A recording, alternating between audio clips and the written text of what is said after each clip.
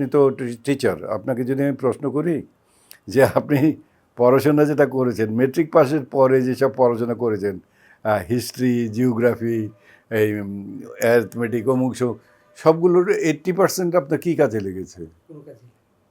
কোনো কাজে লেগেছে? কোনো কাজে লাগেনি। হ্যাঁ, আসলে সোশ্যাল মিডিয়াটা আসলে একটা একটা রেভলিউশনারি জিনিস তো বটেই। কিন্তু আপনাকে মনে রাখতে হবে যে একই ছুরি আপনি যদি আপনার একটা গুন্ডার হাতে দেন, তাহলে সেটা দিয়ে সে কী করবে? সে মানুষের পেটে বুটি মেরে তার টাকা পয়সা নিয়ে যাবে। আর ওই ছুরিটা দিয়েই একজন ডক্টর ডাক্তারি করে তার মানুষের অপারেশন করে মানুষকে সুস্থ করে দেয়। সোশ্যাল মিডিয়াটা আজকাল হয়ে গেছে, আনফর্চুনেটলি হয়ে গেছে ঠিক তেমনিভাবে ওই ছুরিটার মতো। যেটা ডাক্তারদের হাতে ছুরিটা তুলে দেওয়া হয়, ডাক্তারিটা তাকে পাশ করে আসার পরে ছুরিটা তুলে দেওয়া হয়, অথবা ডাক্তারি যখন পড়তে থাকে তখন তাকে এই ছুরিটা দিয়ে একটু একটু করে প্র্যাকটিস করানো হয়। এইখানেও আমাদের এই যে ফেসবুক যেটা চালায়, এখানেও একটা কন্ট্রোল থাকা দরকার যে এটা কে চালাতে পারবে, কে চালাতে পারবে না, কে এটার উপযুক্ত, কে এটার উপযুক্ত না, কে স্ট্যাটাস দিতে পারবে, কে স্ট্যাটাস দিতে পারবে না। এখন একটা বাচ্চা ছেলে মেয়ের হাতে বাবা কথা বলে, ছেলেও কথা বলে, মাও কথা বলে, তিনজন তিন দিক দিয়ে কথা বলে। এবং বেশিরভাগ আমি ফেসবুকে দেখি যে ওই বুয়া ড্রাইভারের স্যার চলে গেছে অফিসে, ও কী করবে বসে বসে? ও ফেসবুকে বসে বসে ছবি দেখে, আর ও যা মনে হয় যা পারে বাংলা লিখতে, বাংলার 80% ভুল লেখে, সেইটাই আসতেছে। And this is something good, but ওই বাতাসের মতো। বাতাস ছাড়া মানুষ বাঁচে না, কিন্তু বাতাসটা যদি দূষিত বাতাস হয়ে যায়, প্রচণ্ড দূষিত বাতাস হয়, তখন সেইটা মানুষের ভালোর চেয়ে মন্দই বেশি করে।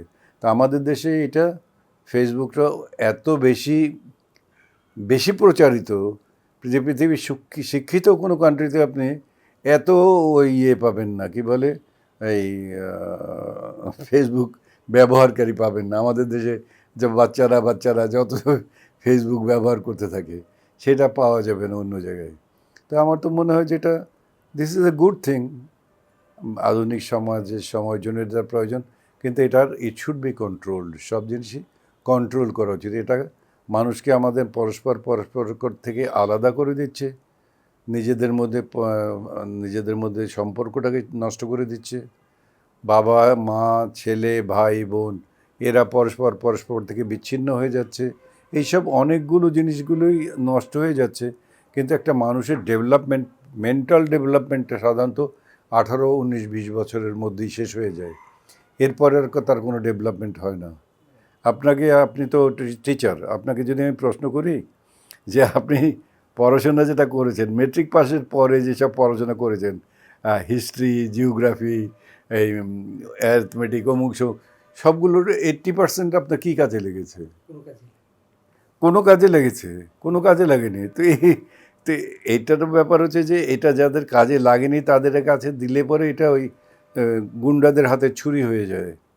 এটাকে কন্ট্রোলে রেখে তারপরে তোমাকে দিতে হবে।